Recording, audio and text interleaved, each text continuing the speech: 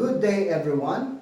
Thanks be to God for this opportunity that we have today for us to discuss a new set of topic. We have here the chapter 5, the non-exact differential equation.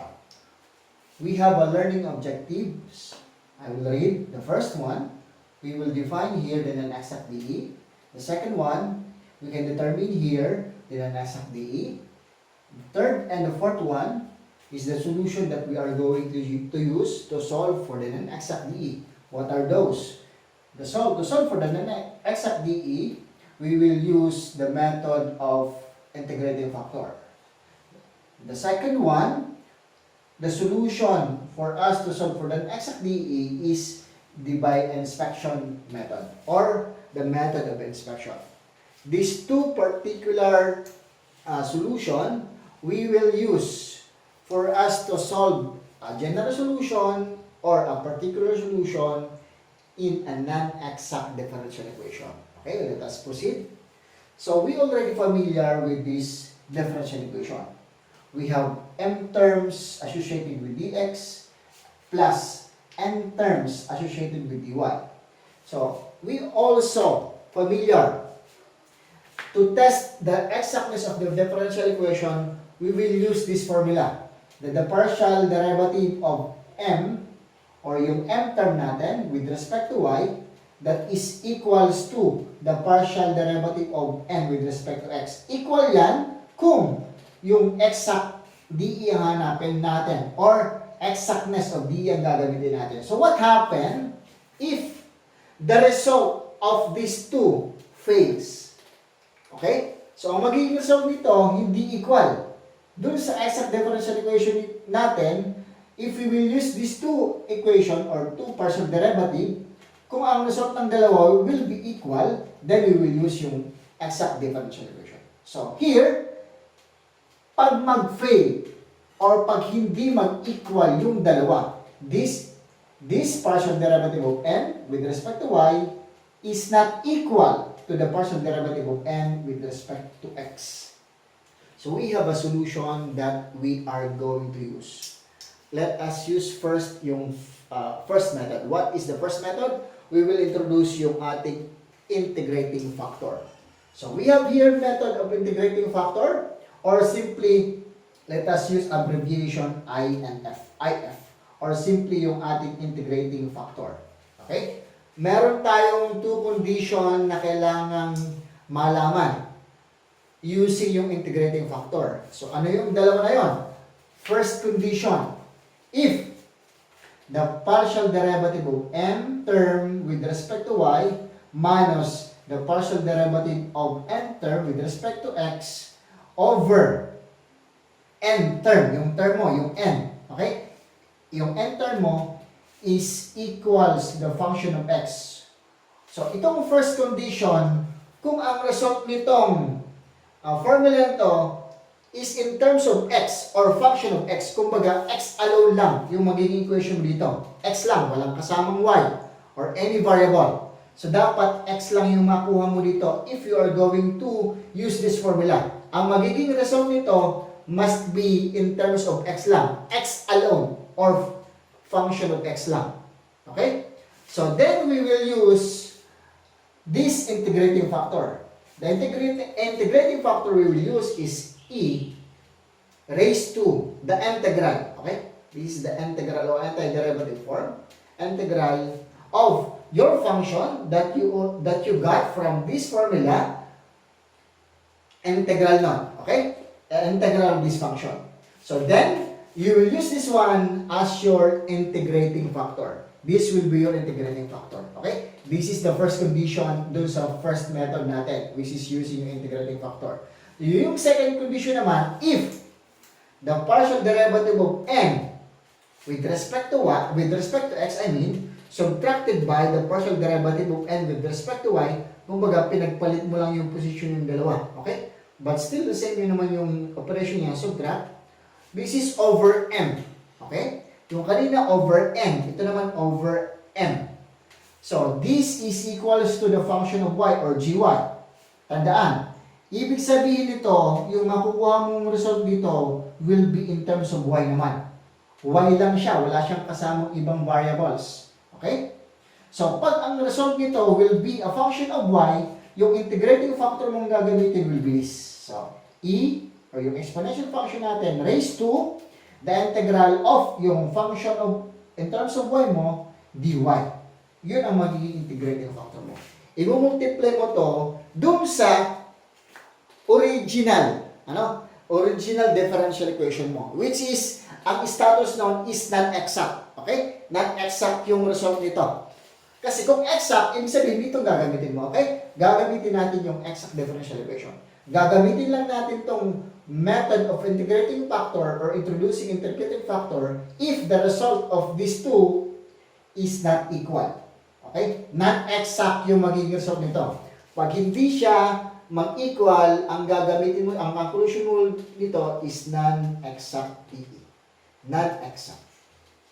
Okay? DE. So, after you determine if non-exact DE, then you can proceed already with this solution using yung method of introducing yung integrating factors. The purpose of this integrating factor is to make the non-exact differential equation becomes exact differential equation. I-multiply natin tong, it's either yung this integrating factor or this integrating factor in terms of x, in terms of y, dun sa ating original na non-exact DE. Multiply natin yon. This will be the multiplier. Okay? This will be the multiplier. After you multiply this, yung result dapat nito maging exact na. So, ang purpose nito, to make the non-exact DE becomes exact differential equation. Then, pag exact differential equation na, we can test again, dapat yung result niya maging exact. Then, pag exact DE na siya, we can proceed now dun sa solution of exact differential equation. Okay? So, hopefully, naintindihan dito sa introduction using yung integrating factor. Okay? So, I will proceed dun sa ating example using yung ating method of integrating factor. Let us now solve example number 1 under the solution to an exact differential equation. In here, I put already yung ating condition 1 and condition 2 under dun sa ating integrating factor. Okay? Just a simple review. Here, this formula, we need to satisfy that all this term is in terms of the function of x or x. Lahat lang dapat x dito. If this satisfy the function of x, then we will use this integrating factor a raised to the integral of the function of x, which is this one, then multiply by dx. Pagkahanap natin ng integrating factor, yung multiply natin yan dun sa original given na non-exact differential equation.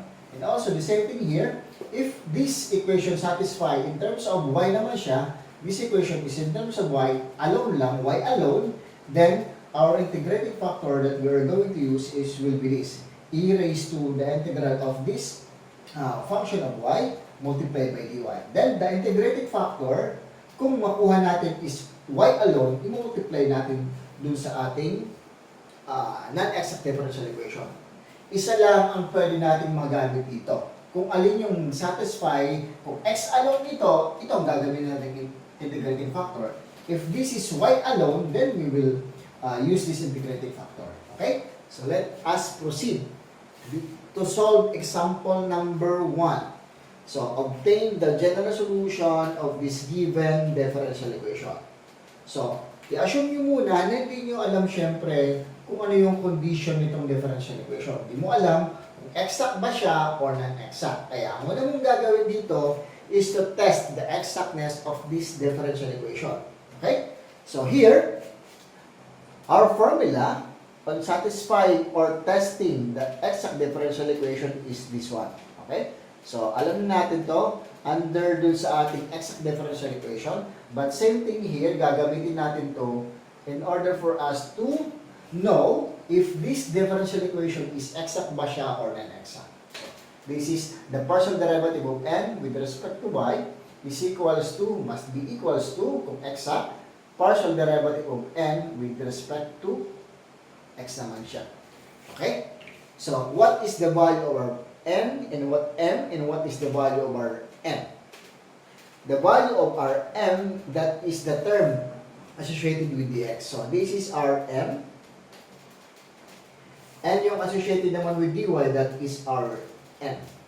So, meron tayong given na m term and n term. So, hanapin lang natin yung partial derivative ng term na yon. So, with respect to sa y, yung m, with respect to x naman yung x. So, let us proceed in solving the partial derivative of m with respect to y. Itong mulahin natin. So, here, the partial derivative of m, what is our m? M is equals to 2y squared plus x. Okay? And this is with respect to y. Yan.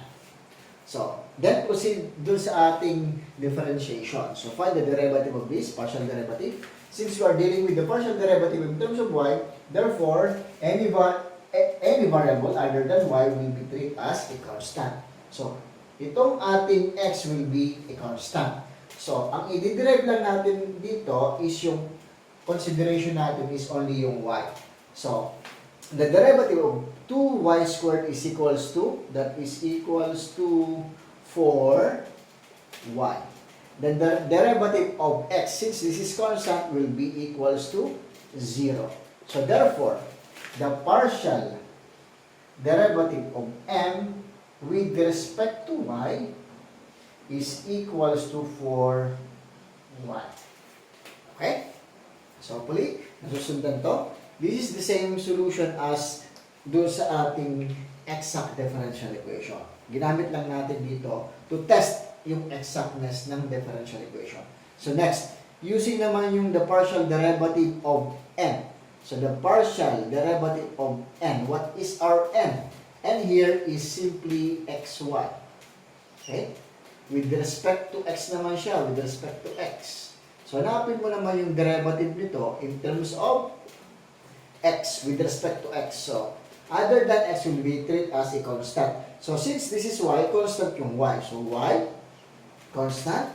Then, what is the derivative of x? The derivative of x is equals to 1. So, therefore, the partial derivative of n with respect to x is simply equals to y. So, pansinin yung dalawang equation. This is for y and this is y. Therefore, the two equation are not equal. So, ang conclusion mo nito is therefore, this is a non-exact differential equation. O, saka ka mag-proceed dito sa solution natin using yung integrating factor. Okay? So, let us proceed now. Gagamitin natin yung integrating factor to make this equation as an exact differential equation. Okay? Erase ko na muna to para mag-proceed tayo. Screenshot nyo na lang to. Let us now determine which integrating factor we are going to use in order for this non-exact differential equation becomes exact differential equation. Ito bang in terms of x or ito bang in terms of y? Or function of x or function of y? So let us now use first itong condition number 1. Okay? So, we have already nakuha na natin kanina yung partial derivative of n with respect to y. Tapos yung partial derivative of n with respect to x. Ito na yun. Kanina, di ba? Ito yung ating unang step do sa test of exactness. So, since we already have these values, then we'll just going to substitute these values do sa ating formula to satisfy kung function of x nga ang gagamitin natin. Okay? So, first, what is the value of this, the partial derivative of n with respect to y? That is equals to 4y. So, we have 4y minus what is the partial derivative of n with respect to x? That is equals to y. So, meron tayong y over n. What is the value of n? Ito yung term that associated with dy. N is equals to x and y, or x, y. Okay? And this is equals to our function in terms of x. Okay? So, itong fx na to, dapat ang makuha nating value dito is x alone lang. Kung hindi x alone lang, ibig sabihin, hindi ito ang integrating factor na gagamitin natin. Maybe the other the other way around. Okay? So let us simplify first this one. So 4y minus y is equals to 3y over xy. And this is equals to our function of x.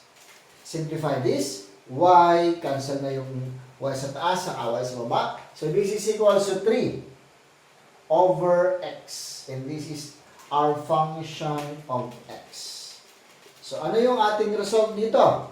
So x lang siya. So therefore, ito nga talaga yung gagamitin nating integrating factor. Because since function of x, x lang naman siya, okay na tayo rito.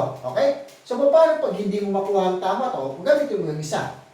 Nagkataon na unang try mo, doon sa equation mo, doon sa non-exact differential equation mo, is tumama ka na agad. Kung makuha mo agad, then proceed doon sa solution. Okay? So, but here, I will do also yung other side. Para alam natin yung gagawin natin. Okay? So, tingnan natin kung anong magiging result. Kung halimbawa, yung kaklase mo, ginamit naman yung ibang solution in terms of y. Halimbawa, yung inuna niya. Okay? So, para alam natin kung anong magiging result kung itong gagamitin natin. Okay? So, let us use this one. The partial derivative of m with respect to x minus the partial derivative of m with respect to y. Meron tayong values ito kanina. So, this partial derivative of m with respect to x is equals to y. So, meron tayong y minus the partial derivative of m with respect to y naman siya, that is equals to for y. Okay? That is for y. Over m. What is your m? M is equals to this. 2y squared plus x. And this is in terms of y or yung function natin of y. gy. Okay? So simplify this. This is equals to 1y or y minus 4y is equals to negative 3y over 2y squared plus x. So ano mga pansin nyo? This is the function of y. So ang conclusion natin dito sa dalawa, ito hindi mo to gagamitin. Ano? You will not use this one. This will be not applicable. This is not applicable to use. Yan. Not applicable to use. Okay? So, since, bakit hindi siya applicable? Kasi, dapat ang condition nito, y lang. Eh, may x siyang kasama. So, hindi siya pwedeng gamitin mo as integrating factor. Okay? So, ito, since satisfy siya, ito ang gagamitin natin as function of x using yung integrating factor e raised to the function of x dx. Ito na yun. Okay? So, let us now proceed using this function of x to find the integrating factor. Then, saka natin i-multiply yung integrating factor dun sa non-exact differential equation to become this non-exact differential equation as an exact differential equation. Then after that, proceed now dun sa ating exact differential equation na solution. Okay? Let us proceed. Let us now solve for the integrating factor, which is this one. E raised to the function of x dx. Since we already have the function of x is equals to 3 over x. Yun ang gagamitin natin as the function of x to find the integrating factor. So this is now equals to, ipalit mo na lang yung function of x mo sa formula. So e raised to the integral of the function of x is equals to 3 over x. And multiply this by dx. Simplify this one bago mo integrate para hindi mas mahirap integrate. So factor out mo yung constant na 3. So 3, then this multiplied by, multiply mo na yung dx mo sa loob. So this is equals to dx over x. Okay? Then proceed dun sa ating integration. Since dx over x has a direct formula dun sa ating integral, we have du over u is equals to ln of u plus c. So therefore, this is equals to e raised to yung 3, constant mo, multiply mo lang dun sa integral nitong dx over x, which is equals to ln of x, diba? Galing dun sa du over u, which is equals to ln of u. Or simply, dx over x is equals to ln of x. Then multiply by the constant na nandun sa given mo. Okay? So, but the answer is not stopping here. Bakit? Meron tayong natural log dito, kailangan natin i-simplify further this equation.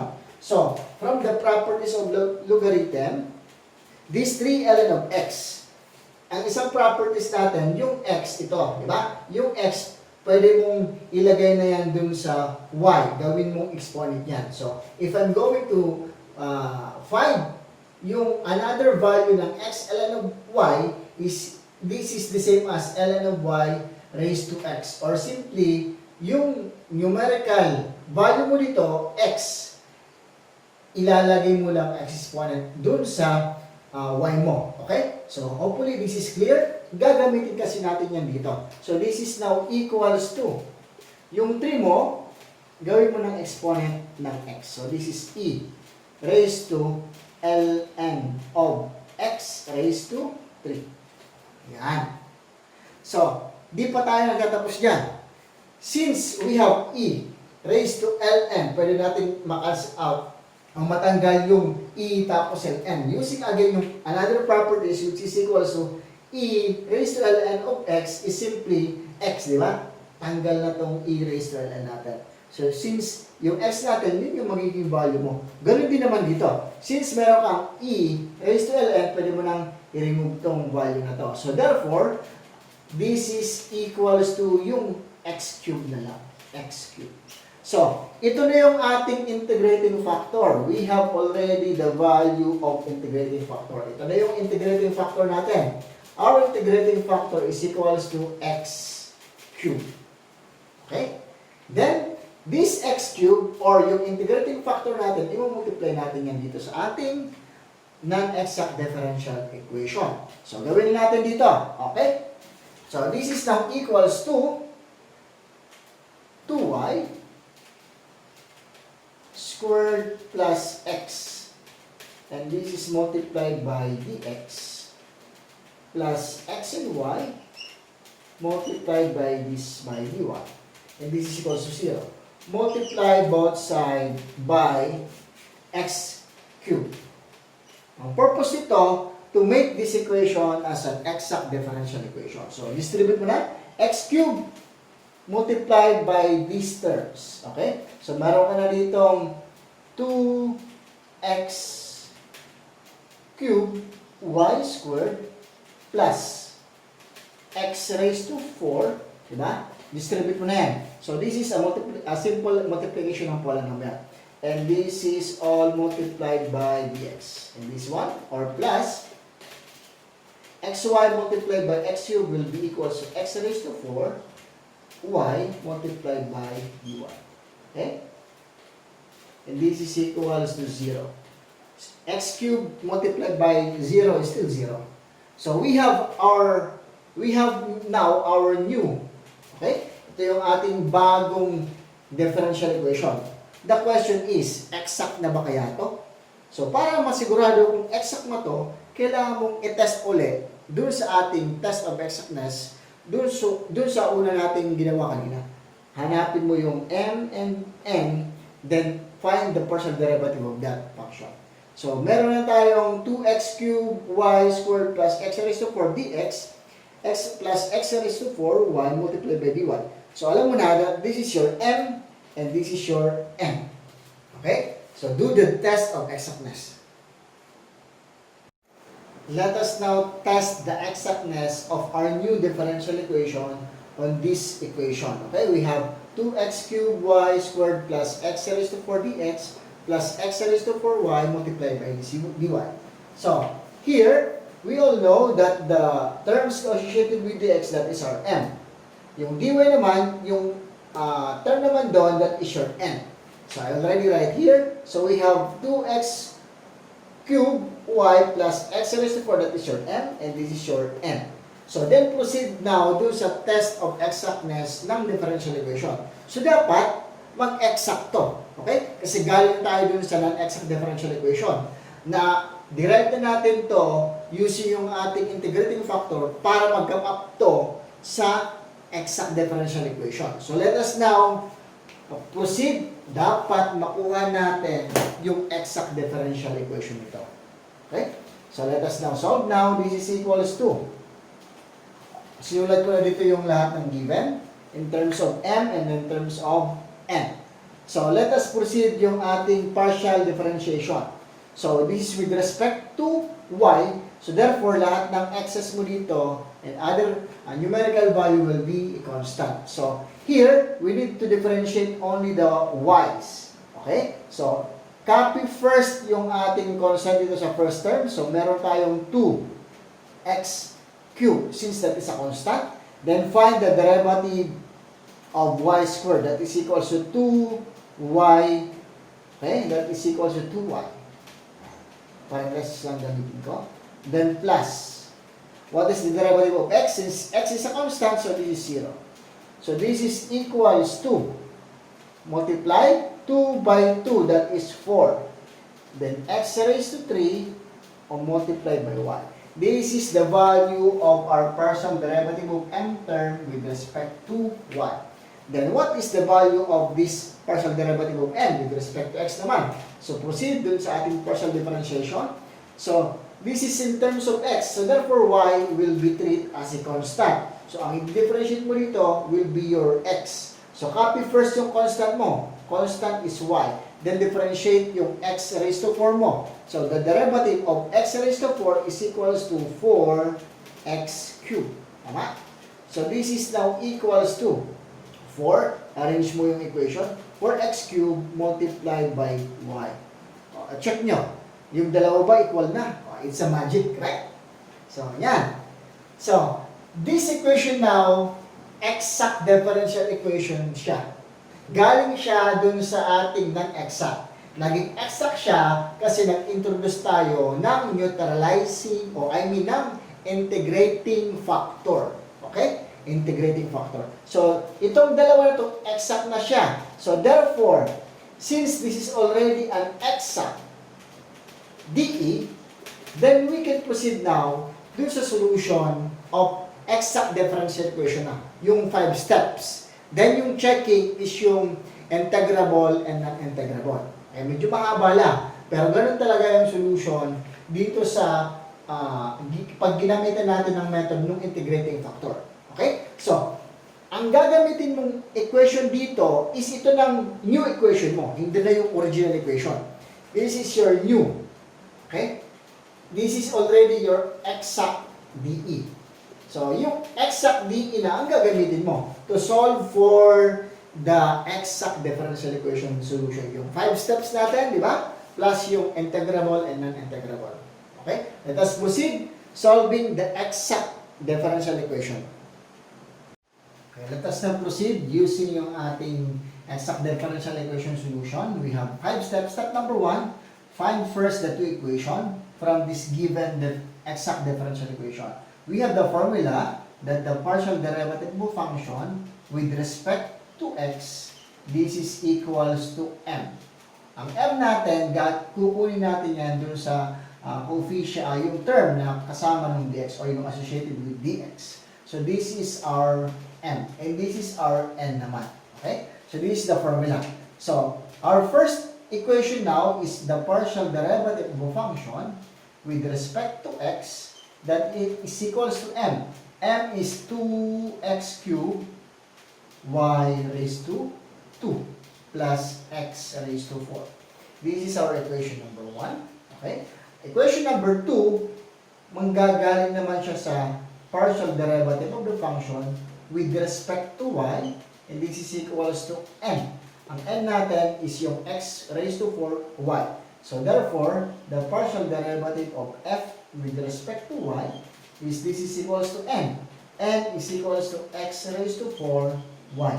This is our equation number 2. Ito yung ating step number 1. Step number 2 tayo. Integrate natin yung equation number 1. Okay? Step number 2. Integrate or partially integrate yung equation number 1. Okay? So, we need to partially integrate. So, bago mo i-partial integrate yan, kailangan i-multiply mo na both sides by the partial of x. Okay? So, this is the partial with the solution mo in terms of x or with respect to x. This is equals to 2x cubed y squared plus x raised to 4. Okay? Then multiply this both side by yung partial of x mo. Yan. So this is now equals to yung partial na lang ng solution mo or yung f. This is equals to 2x cubed y squared plus x raised to 4, and this is all multiplied by the partial of x. Then proceed sa integration. Okay? Kasi ang step 2 natin, kailangan mong mag-partial integration. Okay? Partial integration ka rito. Okay? So now, let us proceed now. Integrate this. So, distribute natin to yung partial of x mo dito para mas madali ka mag-integrate. So, this partial of your solution or yung f natin is equals to 2. This is 2. Okay? 2. Since x natin dito, pwede na siguro natin i-arrange no? Lahat ng constant, ilabasan natin. So, meron tayong 2. Magiging constant dito is y squared. Then, the integral of x cubed. Then, multiplied by the partial of x. Okay, i-arrange ko lang. Ano? Distribute mo na yung partial of x dito sa loob ng parentheses. Plus, since this is all x, wala ka namang ibang variable or constant. So, just copy x raised to 4 and multiply by the partial of x. Then, proceed dun sa integration. Okay? Makukuha natin yung solution natin, yung f. F is the solution, ano? F, remember, f is the solution and that is equals to c. Okay? Kasi yun yung huli natin gagamitin since the problem is we are going to find the general solution.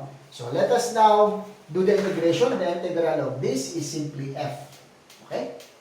Yung solution mo. Then, copy yung constant mo. We have 2y squared. Okay? Then, the integral of x cubed mo. O, using yung power formula. So, this is equals to x raised to 4 over 4. Okay? Plus. With respect to x tayo, kaya lahat ng x ang ating integrate. So, this is equals to x raised to 5 over 5. And plus, since we are considering y is a constant, so ano yung i-add natin dito? Plus g1. Yan. Instead of plus c, ang constant natin is y, so plus dy. So, I hope you can still recall yung ating exact differential equation. Kasi ito yung solution na gagamitin natin dito. So, let us now simplify this one. So, i-erase ko na itong step number 1 since we have already this one. Dito sa equation na equation number 1. Ito kasi gagamitin pa natin ito. Okay? So, i-erase ko to. Doon sa ating first step. So, i-simplify ko to dito. So, here, our function or our solution, the solution is equals to yung 2 divided by 4 will be magiging 1/2 na lang siya. Okay? So, we have 1/2. Then, arrange mo na x raised to 4 y squared. Ano? Y squared. Then, plus x raised to 5 over 5. And this is plus gy. So, this is now our equation number 3. Okay? Kasi meron tayong equation number 1 and number 2. So, this is our equation number 3. Yan. So, ano yung sunod na step natin? Step number 3 na tayo. Step number 3. Step number 3, partial integrate. Ito kanina, in-integrate natin, partial integrate yung equation number 1. To find, okay? To find the value of our equation number 3. So, itong step number 3, gagamitin naman natin yung partial integration again. Do the partial integration. Partial integrate yung equation number 2 to find the value of equation number 4. Yan. So, meron tayong value dito. I-copy ko na to. Andito na yung ating equation number 2. So, therefore, this is now equals to the partial derivative of your solution with respect to y, and this is equals to x raised to 4y multiplied both side by your partial of y mo. Then this is equals to partial of your solution or f is equals to multiply this, meron tayong x raised to 4y then multiplied by the partial of y. Then proceed do sa ating integration. I-erase ko na to. Okay? Then integrate. Integrate with respect to y naman tayo. So ilalabas mo yung constant mo. Okay? Integrate, ilabas mo na yung constant mo. So since we are considering as x as a constant, ang kailangan lang natin integrate yung ating y. So copy yung constant natin, x raised to 4. Then the integral of y is simply equals to y, yung ating power formula, raised to 2 over 2. And the integral of this solution is simply yung f mo. Okay? So this is now equals to, ito na yung sagot natin. Simplify ko na lang. This is equals to 1/2. Okay? X raised to 4, y raised to 4 to ano? Y squared. So this is now our equation number 4. Yan. Meron tayong equation number 3 and equation number 4. So anong susunod na step natin? Step number 4, you need to equate equation number 4 and equation number 3. Yung f mo, equate mo na f is equals to f, equating both equation. So I will erase this one for us to proceed dun sa ating susunod na step. Okay? So anyway, we have already guide in solving this. Panoorin nyo na lang uli yung previous video ng exact differential equation. This solution is galing lang doon. Ano? So, next step. Step number 4 na tayo. Step number 4, you need to equate. Equate mo na yung equation mo o yung f is equals to f. Ano? Yung solution mo is equals to your solution. Or simply, this is came from yung equation number 3 mo is equals to equation number 4. Okay? This is equation number 4. So, equation number 3 is equals to this. So, this is equals to 1/2 x raised to 4 y squared plus x raised to 5 over 5 and this is plus gy. Okay? Ang purpose kaya kailangan natin equate para ma-determine natin yung value ng gy tapos ng gx. Oh, sorry. Meron pong plus gx dito. Sorry, I forgot this one. Plus gx. Since yung constant natin dito is x. Okay? So this is equation number 4. Sorry, I forgot to write the constant or the gx. So this is now equals to, let us continue. So yung equation number 4 mo is this one. So meron tayong 1/2 x raised to 4 y squared plus yung constant mo, gx. So, plus gx. So, isulat ko lang sa baba. Hindi na kasya. So, this is plus gx. Then, dun sa rules ng equation, equating both sides. So, yung same term, kasi kung transpose mo to dito, or transpose mo to equation dun sa kabila, magiging 0 na rin siya. Ano? Mawawala to.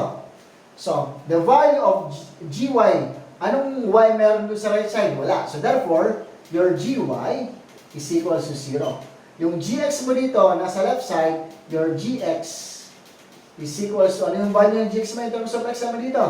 X raised to 5 over 5. So, ang gy mo is 0, gx mo is equals to x raised to 5 over 5. Then, ipalit mo na to yung gy mo or gx mo dun sa previous equation mo. So, itong gy mo, ipalit mo dito sa equation number 3. Kasi dun galing yung gy mo. Ito namang gx mo, ipalit mo naman dito sa equation number 4, which is dun meron ang gy. Okay? So, yun na yung magiging general solution natin. So, let us now proceed. Can I erase this one? I will erase this one. Itong part na to. Okay? Hopefully, nakakasunod kayo dito sa ating solution. Okay? So, we have the value of gy, which is equal to 0. I will use that. Tandaan, it's either you use gy or gx. Kahit alin dyan sa dalawa. Okay? Kasi same value of general solution na naman kukuha nyo. Okay? Ang purpose natin dito is to get the value of our general solution. So, F.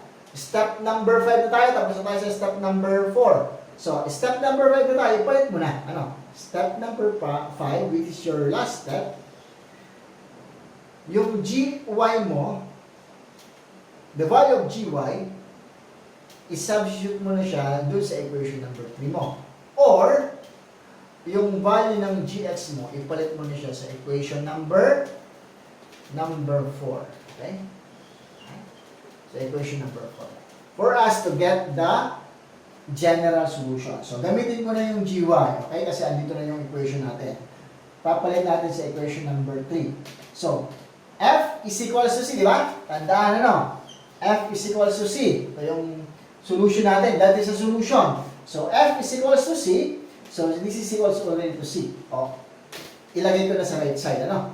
So, this is 1/2 x raised to 4 y squared plus x raised to 5 over 5 plus gy mo is equals to 0 plus 0.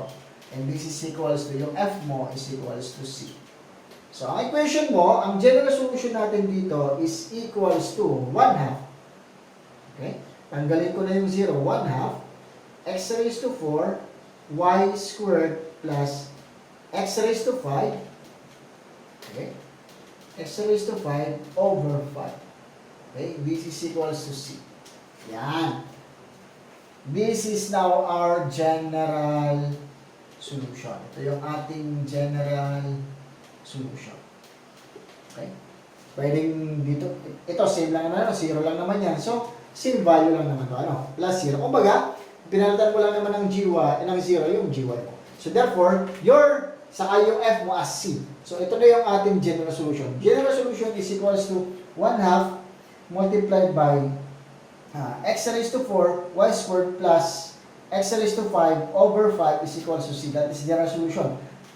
Pwede pa natin i-simplify yan. Ano? Pero bago ko i-simplify, ipalit din natin yung gx dito sa equation number 4 para masigurado natin na tumatama yung equation natin. Okay? So, kung ipapalit ko dito, ipalit ko na dito ka na sa baba. If I'm going to change the value of gx by x raised to 5, ito pa rin ang makukuha mo. Ano? So, kung ipapalit ko dito, this will become 1/2. Dito ko na isulat sa baba. So, this is equals to 1/2 x raised to 4 y squared plus gx is x raised to 5 over, okay? Gx x raised to 5 over 5 and this is equals to c. Yung f mo is equals to c. O, same value, di ba? 1/2 x raised to 4 y squared plus x raised to 5 over 5. Same as this one. Same as it. Parehas lang sila, no? It's either use gy or gx. Ipapalit mo dun sa dalawang equation. So, we have already the general solution. Pero pwede pa natin siyang i-simplify, okay? I-simplify ko dito sa taas. Pwede ka itong erase, ano? Erase ko na to. Since tapos na tayo dito. So, palit ko na to dito. Okay? So, ang sagot natin dito is equals to 1/2 x raised to 4, okay? Ito yun. Y squared plus x raised to 5 over 5. And this is equals to c. Okay, nasulat ko na. Pwede ko nang i-erase to lahat, ano? Okay, we can take the screenshot for this. So, I erase this one. Simplify natin, okay? Simplify natin yung ating sagot. So, we have this general solution. So, to simplify this, kailangan mong tanggalin yung fraction niya.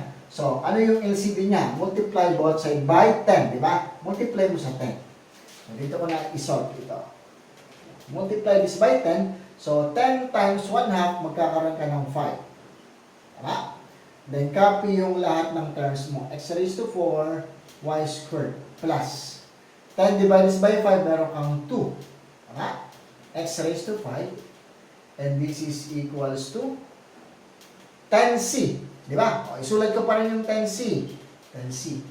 But remember, 10c is the same as c pa rin naman siya. So, this is equals to 5 x raised to 4 squared plus 2x raised to 5 and this is equals to c.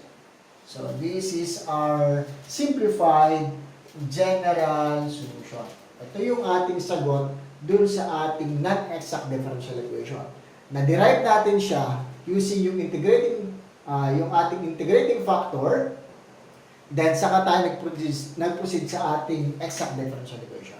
Hopefully, this equation, example number 1 will enough para maintindihan ninyo kung ano yung concept dun sa first method, which is yung introduce tayo ng integrating factor. Anyway, I will give another set of example to make sure na nakukuha talaga natin yung solution ng non-exact differential equation. Okay? Let us proceed sa example number 2.